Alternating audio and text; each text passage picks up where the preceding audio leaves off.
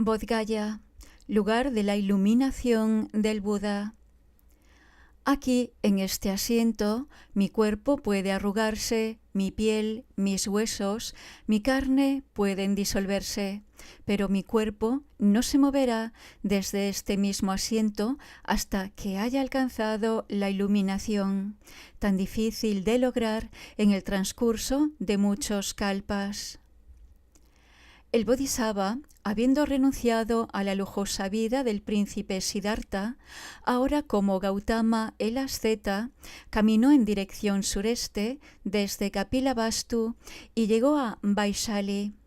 Aquí escuchó brevemente las enseñanzas de Arada Kalapa, un Sankhya aberrante, pero se fue insatisfecho. Cruzando el río Ganges, entró una vez más en el reino de Magadha y llegó a Raigir, la capital, donde escuchó las enseñanzas yógicas de Rudatra. Nuevamente insatisfecho, se fue seguido por los 5 ascetas. Junto con ellos llegó al pueblo de Urabilva, a orillas del río Nairanjana, cerca del lugar ahora conocido como Bodh Gaya.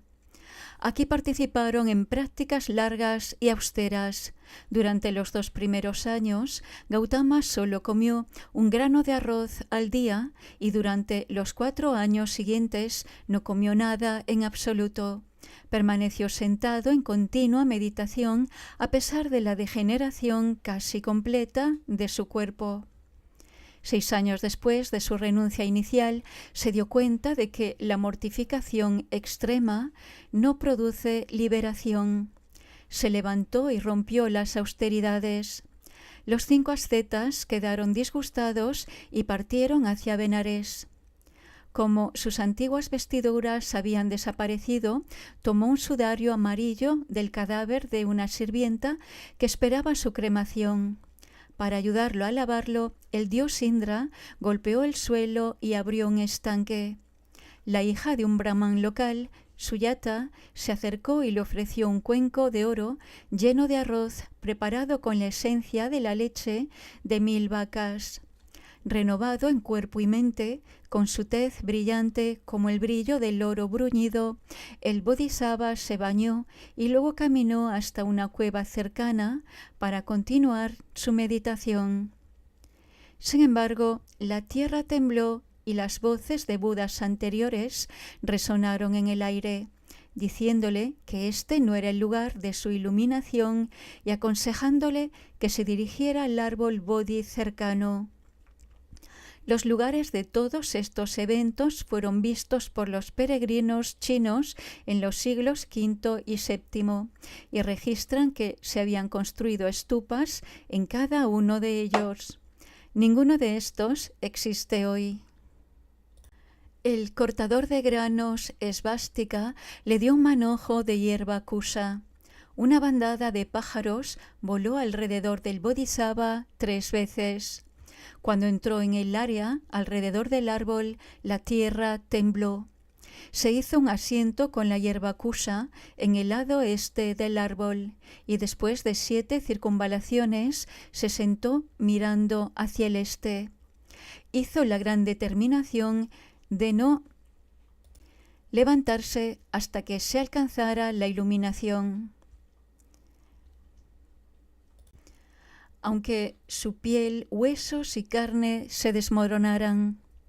Enviando un rayo de luz del tesoro del cabello entre sus cejas, invocó a Mara, quien vino a desafiarlo.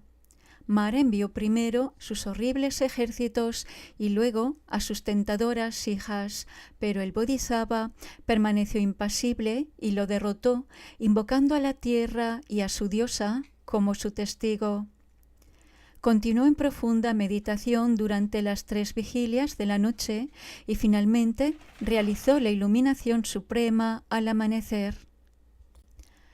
El aire se llenó de flores y luz, y la tierra tembló 7 veces. Durante 7 días, el Buda continuó meditando bajo el árbol sin moverse de su asiento y durante 6 semanas más permaneció en los alrededores. Durante la segunda semana caminaba arriba y abajo, con flores de loto surgiendo de sus pasos, y se preguntaba si enseñar o no. Esto fue representado más tarde por el Paseo de las Joyas Chankramanar, una plataforma baja adornada con 18 lotos, que ahora corre cerca y paralela al lado norte del templo Mahabodhi. Durante una semana más se sentó agradecido contemplando el árbol Bodhi. Este lugar fue marcado más tarde por la stupa Animeshalochana, ahora situada al norte del Chankramanar. Brahma e Indra ofrecieron una sala hecha de las 7 sustancias preciosas en la que el Buda se sentó durante una semana, irradiando luces de 5 colores desde su cuerpo para iluminar el árbol Bodhi. Xuanchuang describe este sitio como al oeste del árbol y comenta que con el tiempo las sustancias preciosas se habían convertido en piedra. Sin embargo, algunos ahora identifican a Ratnagara como un santuario sin techo, nuevamente al norte de Chankramanar. Durante una semana de clima inusualmente inclemente, el rey Naga Muchalinda envolvió su cuerpo 7 veces alrededor del Buda que estaba meditando, protegiéndolo de la lluvia, el viento y los insectos. Xuanchuang vio un pequeño templo al lado del tanque, que se cree que es la morada de este Naga. Lo descubrió como algo al sureste del árbol Bodhi y ahora se identifica con el estanque seco en la aldea de Mucherin, cerca de Bodh Gaya. Mientras Buda estaba sentado meditando bajo el árbol Ajapala Nigroda, Brahma vino y le pidió que le enseñara el Dharma.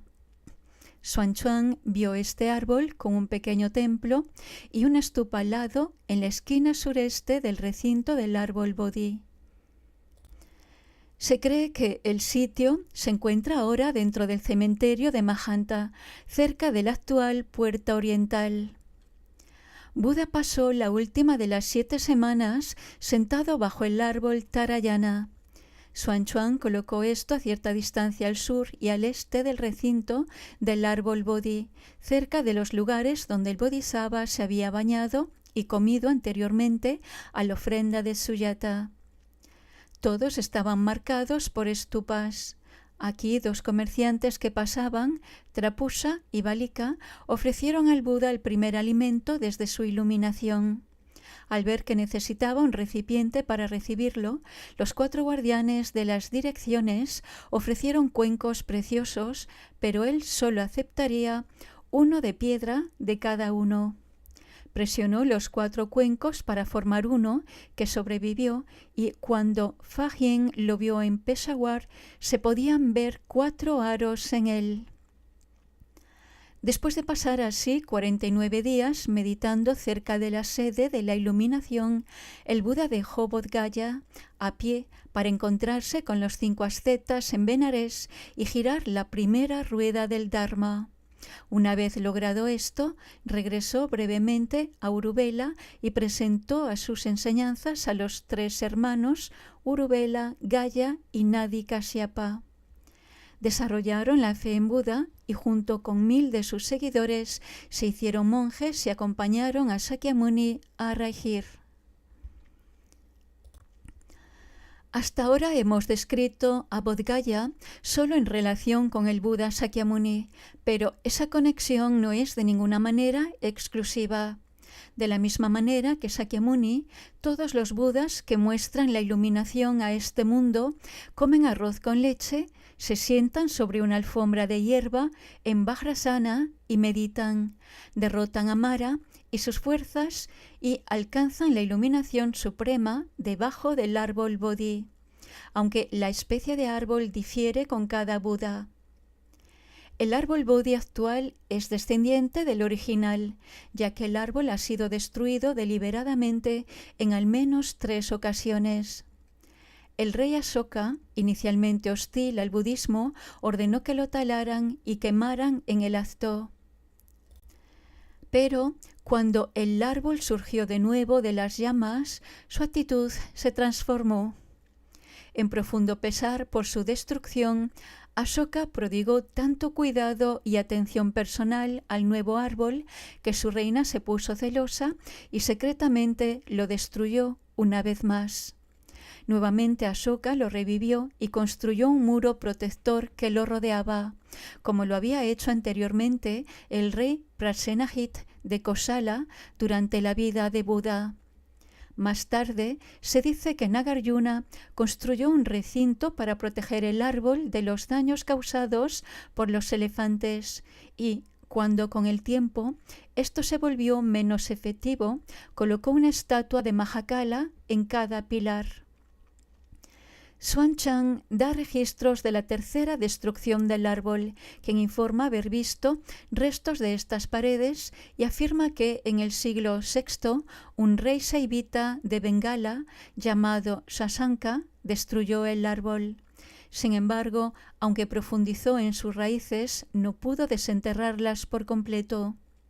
Posteriormente fue revivido por Purva-Varma de Magadha, quien vertió sobre él la leche de 1000 vacas, lo que hizo que volviera a brotar y creciera 3 metros en una sola noche. Además de la destrucción humana, el árbol tal vez haya perecido naturalmente varias veces, pero el pipal es famoso por crecer donde quiera que caigan sus semillas y el linaje directo ha continuado. El general Cunningham ofrece un ejemplo.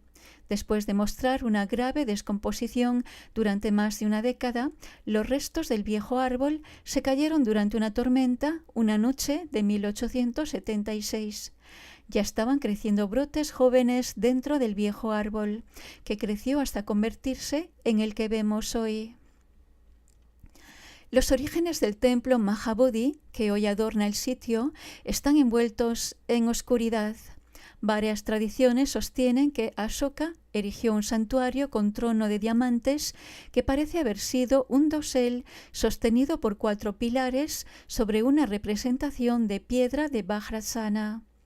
Cuando el general Cunningham estaba restaurando el suelo del templo actual, encontró rastros que tomó como restos del santuario. En su opinión, el templo pudo haber sido construido entre los siglos V y VII, pero esto parecería estar basado en la descripción detallada del mismo por parte de Xuanzang, mientras que Fayen no lo menciona en absoluto. Otros proponen eso debido a su parecido con estructuras similares en Gandhara, Nalanda, etc., así como a otras evidencias arqueológicas. Su fundación podría haber sido ya en el siglo II. Se dice que Nagarjuna construyó la estupa original sobre el techo, lo cual es más consistente con esta última teoría. Sin embargo, desde Xuanzang podemos estar seguros de que el templo existió antes del siglo VII. Los relatos del constructor ya no están claros. Algunas leyendas atestiguan que era un brahmán que actuaba siguiendo el consejo de Shiva. Se dice que la estatua en el santuario principal del templo, famosa por su parecido con Sakyamuni, fue obra de Maitreya, en apariencia de un artesano brahmán.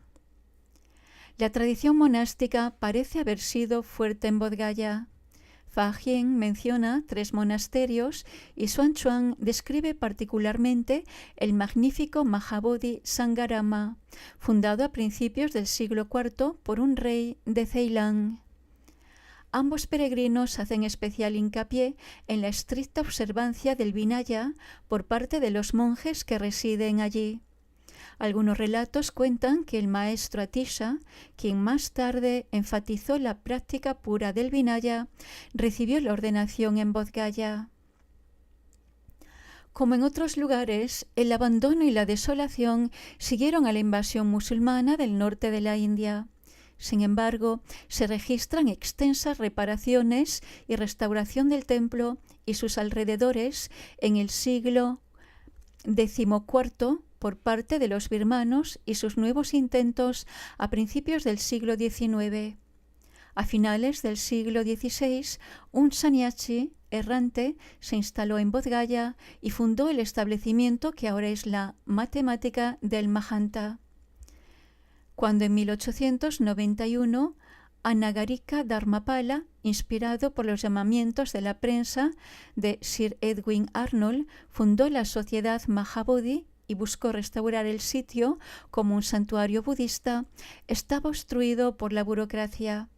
El gobierno británico de la India decidió que el templo y sus alrededores eran propiedad del Saivita Mahanta, quien recién entonces comenzó a interesarse por él.